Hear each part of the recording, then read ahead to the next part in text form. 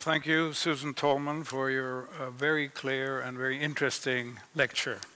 I'm looking forward to talking about that afterwards. The next lecturer is Jenn Law. She's an artist as well as an anthropologist writing on contemporary art. Now that's interesting. She is chair of programming and exhibitions of the Open Studio Contemporary Printing Center in Toronto. So her lecture will focus especially on transference, printmaking strategies in making art. So we're looking forward to hear what you have to say, Jenn. Thank you. Give her a warm applause. Good introduction.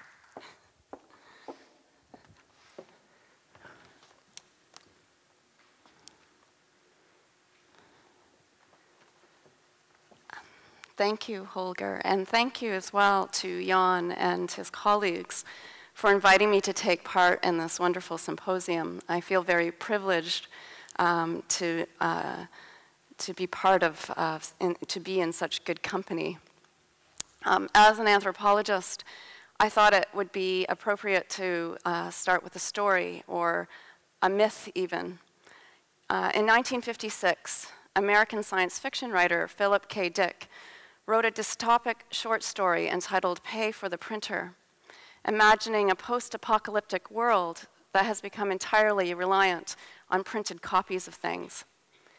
In this future society, industry has been destroyed by war, and humanity has become dependent on an alien species of organic printers called biltong, who've come to mankind's aid to help restore the material world. The biltong are capable of copying, or in the language of the story, printing, any object, building, cultural artifact, or material creation. But over generations, the original authentic material referents have become degraded or mislaid, and the traditional knowledge of making lost. As the story begins, the printers are dying, and their replicated world, increasingly fabricated from copies of copies, is on the verge of disintegration. Dick's story ends with his protagonists fleeing their crumbling, copied communities to begin a new colony on the margins. Estranged from tradition and the knowledge and methods of making, mankind is forced to reinvent the world virtually from scratch. In the final paragraphs, one of the exiles pulls out a crudely fashioned cup that he has carved out of wood, holding it for comparison against one of the few surviving original objects from an almost forgotten era, a piece of Steuben glassware. He explains that the wooden cup is closer to the Steuben glassware than any print, for, quote, printing is merely copying, not building. The steps bridging the making of the two cups, let alone the manufacturing of more complex objects, will take generations to fill in, but it is implied that the future of humanity is dependent on such an evolutionary reboot. Dick's story is intended as a cautionary tale, the moral purpose of which is to forewarn the potential loss of traditional material knowledge through an overdependence on technology. Technology has always inspired the utopian imagination while simultaneously inciting social unease. And speculative angst is not new to print culture, which continues to be preoccupied with questions of the future. The topic permeates print conferences, panels, and publications, and likewise in the world of commercial printing, as we've discussed in previous panels, volumes have been written about the crisis in publishing and the uncertain future of the printed book. I'm particularly intrigued by the printerly focus on edges, boundaries, expanding fields, and uncertain futures, recognizing, of course, that there are all sorts of reasons for such future fixation.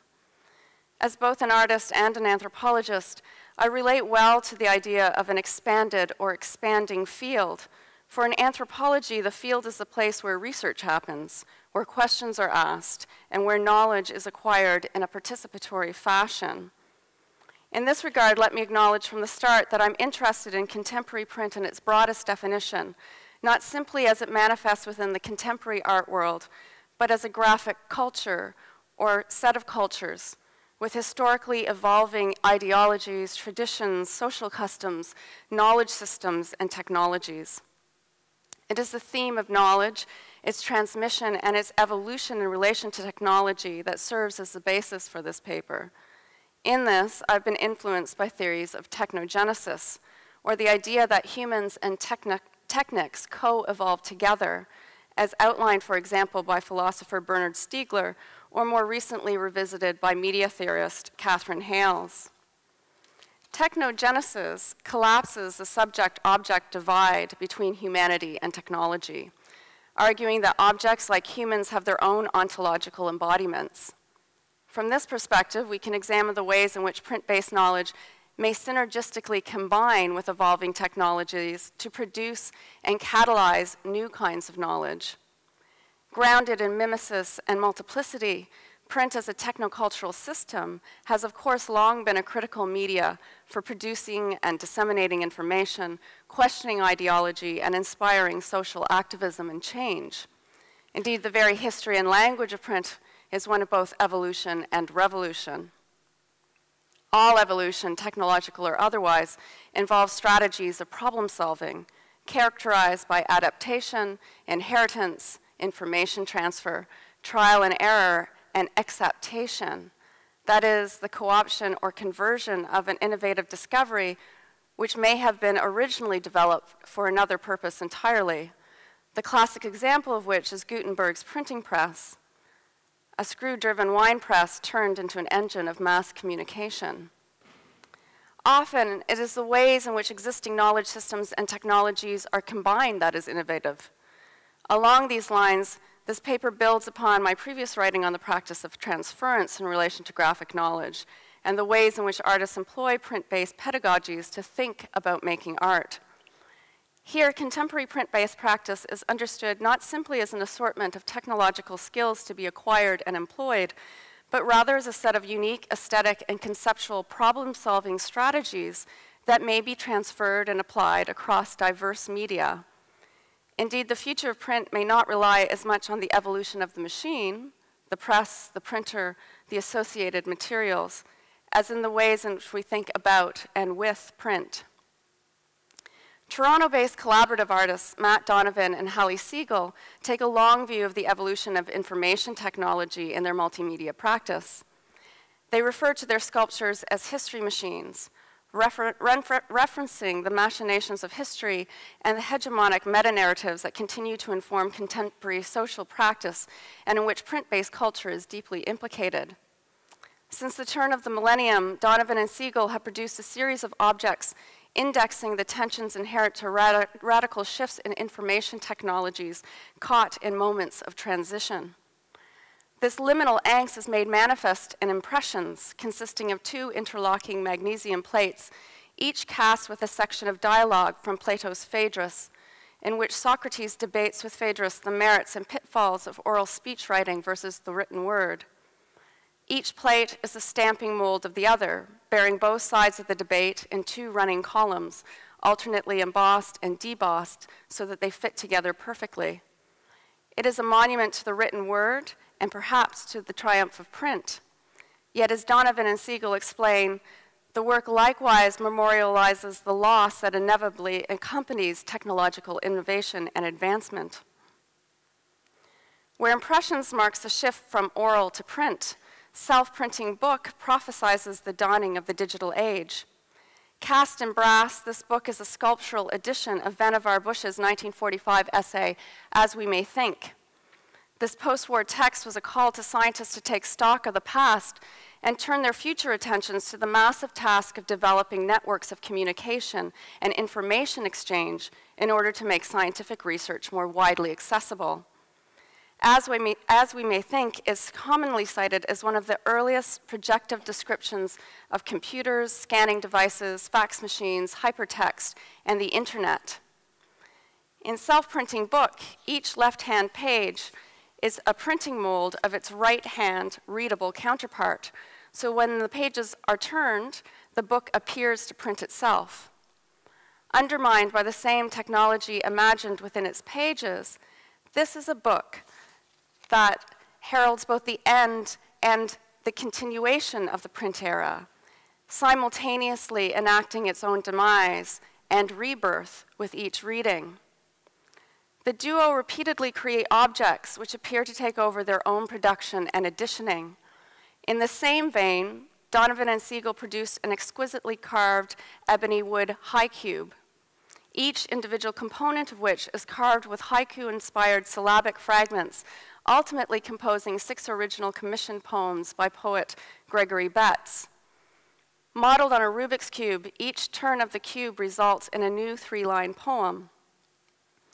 A twist on Japanese woodblock printing and traditional poetry, the high cube is capable of manufacturing a seamlessly endless number of varied editions produced from a singular, multi-faced matrix. Donovan and Siegel are interested in the process of editioning as it relates to mechanical reproduction and manufacturing strategies, playing out the object-focused tensions between the singular versus the multiple, the original versus the copy. Balanced on the edge of tradition and innovation, these objects seem capable of perpetual reinvention. For Toronto-based artist Barbara Balfour, evolution of both technology and the individual, however seemingly purposeful, is always underwritten by chance. Trained as a printmaker and immersed in text-based practice, Balfour appreciates the unexpected diversions, digressions, and failures of knowledge, process, and intention that are part and parcel of the creative process. In exploring such themes, she regularly employs strategies of repetition as a means of upending meaning. For Balfour, mimesis is the guiding principle underlying our narrative constructions of self. Since 2010, Balfour has been producing multiple series of text-based lithographs exploring written expressions of time, seriality, and recurrence. In each of the series, short phrases referencing repetition and/or continuity are handwritten repetitively without punctuation and seemingly ad infinitum. In works such as On and Over, the monotony of repetition becomes a subject in its own right. Their meaning, in part, depends on how one interprets and times the intervals in between. Intervals take on an even greater significance in the related work, Living and Dying, in which the word living is repeated until mid-page, where it is then taken over by the repetition of the word dying. As with other series, each individual print is unique. The matrix shifted slightly with each printing, and the colors varied, resulting in diverse articulations of the same text. Significantly, the point at which living becomes dying is almost imperceptible. It is a shorthand index of individual evolution.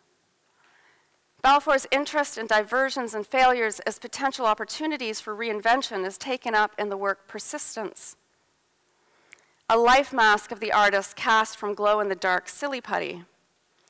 Balfour has employed silly putty on more than one occasion for its printerly ability to transfer newspaper images or text to another surface.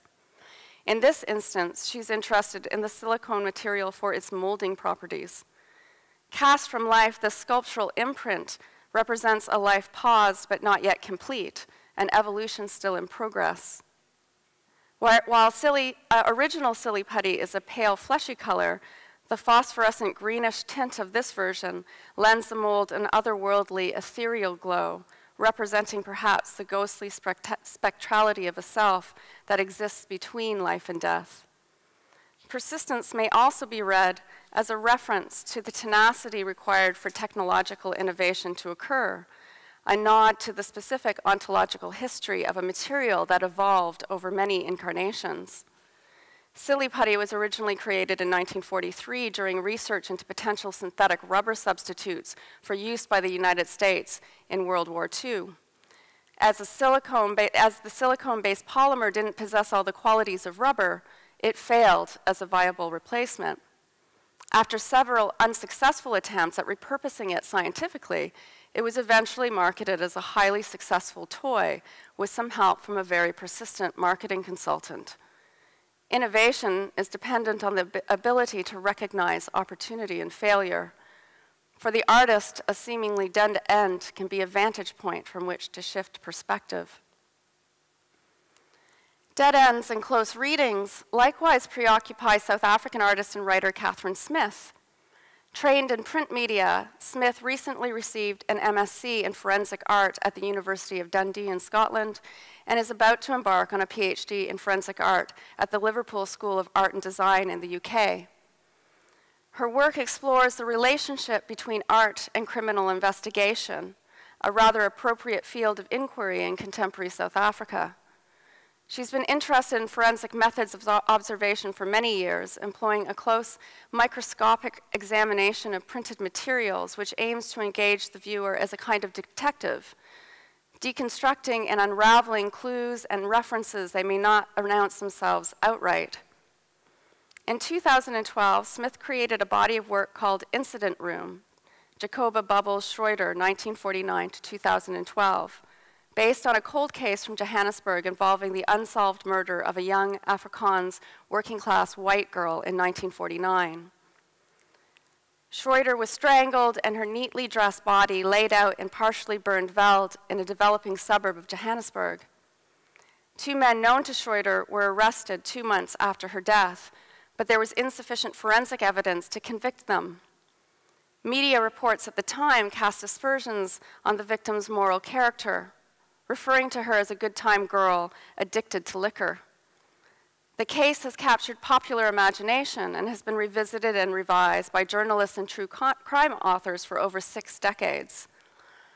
Incident Room represents an ongoing investigative project, lending an artistic eye to a failed forensic process. As Smith explains, the title Incident Room makes reference to the physical space, usually in a law enforcement agency, in which all known information about an investigation, visual and otherwise, is collated. Such a space is by nature a generative and dialogical one. Briefings are given, connections are made, leads are followed. Installed in public spaces, Incident Room ultimately functions as an interactive, dynamic collection of living documents wherein print is both evidential and the analytical process by which a problem is collaboratively confronted, scrutinized, and hopefully resolved. Smith's investigation has methodologically, aesthetically, and conceptually proceeded through print.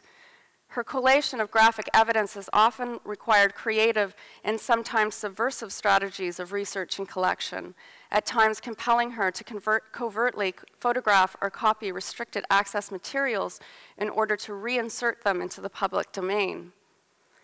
Smith's persistent efforts have resulted in some progress with the case, including the rediscovery of a long-missing police case file and Schroeder's unmarked grave, imaged using ground-penetrating radar. In the course of her practice-based research, Smith has embraced a variety of high and low duplication technologies and mimetic strategies, including hand-produced carbon copies, photocopies, microfiche films, photographs, and digital scans and imaging. Copies are often made of copies. Through this multi-layered process, Smith has attempted to unravel the popular myth of Bubbles in order to reinscribe her subjectivity, dignity, and memory. In the artist's work, as in life, the facts do not necessarily lead to truth or resolution, but hope persists, and as forensic technologies evolve, new opportunities for advancing the investigation continue to present themselves. As with the other artists I've discussed, my personal material practice is likewise rooted in print both methodologically and conceptually. I work with what I term the artifacts of print culture, of reading and writing specifically. In the face of contemporary debate surrounding the purported crisis in print, I contemplate the future of the book, our fetishization and attachment to its physical object form, and our desire to collect and possess the knowledge contained therein. I've generally tended to work in an analog way, producing hand-cut screen prints and lithographs, as well as sculptural bookwork. However, I recently have turned my attention to the question of technology more overtly, exploring new strategies of making and thinking about the future of print. In 2014, I created 2 related objects, a book and a printing press, using 3D printing technology. Artifact is a replica of a volume by Edmund C. Berkeley, an American computer scientist who wrote one of the earliest popular publications on computers in 1949 called Giant Brains, or Machines That Think. The book is open to chapter 11, in which Berkeley imagines what the social impact of computers will mean for mankind.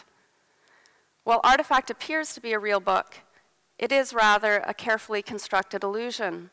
The top pages are printed on the surface but do not turn. The book is open but cannot close. Although technically printed, it is in fact unreadable. It exists solely as an art object, an artifact of sorts. As a book, it is redundant. Reinventing the Wheel is a 3D printed miniature, fully functioning printing press designed from blueprints for a full-size intaglio press. Here I've employed a contemporary printing technology to reproduce a traditional printing technology. The work is in effect a print that prints prints. It's capable of printing an infinite variety of plates. This particular plate is written in binary code, which in this case translates as print rules. As a self-perpetuating object, the 3D printed press references an evolution in print culture that does not signal extinction, but rather perpetuation. Working in 3D printing has often entailed trial and error, allowing for designs and objects to evolve over time. I'm intrigued by both the hype and the hope pinned on 3D printing technology to transform the way we design and manufacture things, everything from food to architecture to living organs printed from living tissues.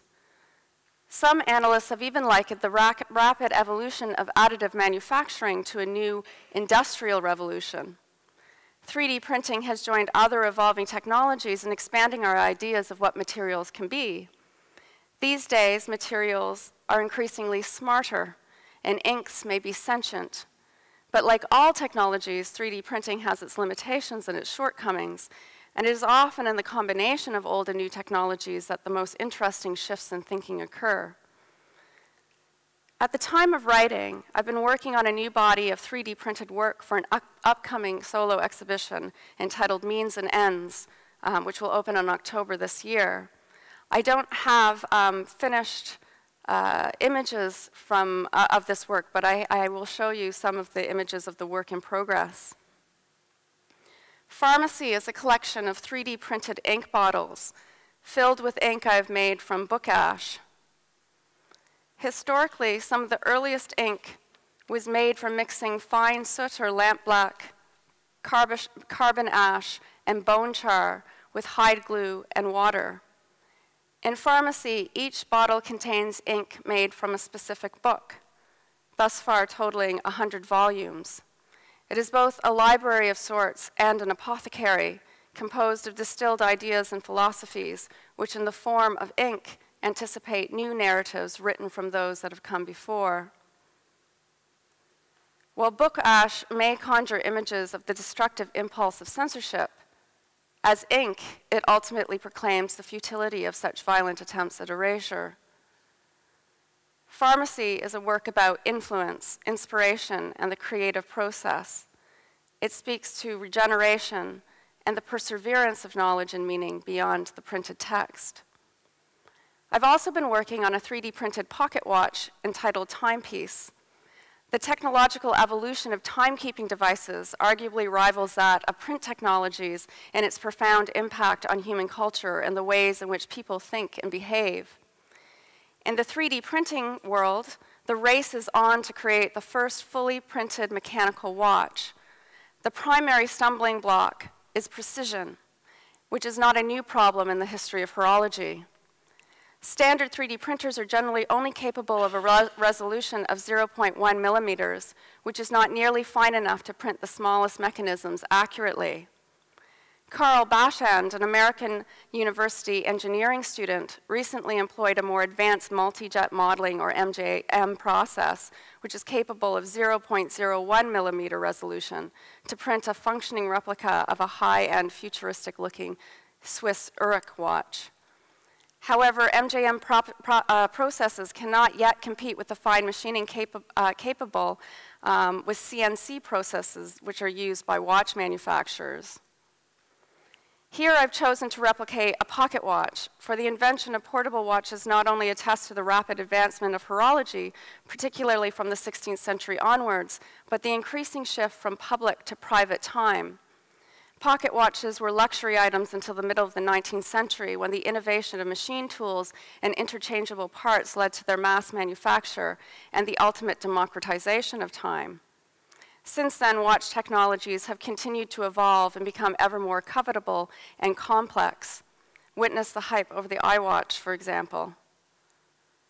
Timepiece is modeled on a Victorian-era pocket watch, the design of which has been repeatedly copied and widely manufactured in recent years. This 3D printed version positions itself as both a mass-produced knockoff and a unique artwork. As a technological object, it is, in the words of Timothy Barker, quote, an aggregate of solutions, concepts, or problems originating from different historical eras. It bears within it all the past successes of horological evolution. Yet nevertheless, as a 3D printed watch, it remains in many ways a failure for now. So to return to the end, to Dick's story, one of the characters pulls a small printed watch out of her pocket. The strap disintegrates, and while the watch face still appears intact, the hands no longer move. A print made from a print, the watch is an image of technology paused in its evolutionary tracks. Dick's depiction of print is that of a faithful or blind copy, marking a fidelity so true to an original that it has suffocated progress. It lacks the imagination and ingenuity we have come to expect from the world at large. In his version of the future, the problem is not with industry and technology per se, but rather with humanity's failure to push forward technology's evolution, thus halting its own in the process. Technology represents an opportunity for becoming. It must be understood not simply as a set of innovative tools at our disposal, but the means by which we continuously reinvent ourselves. The good news is that stories of the future are constantly in the process of being rewritten. Thank you.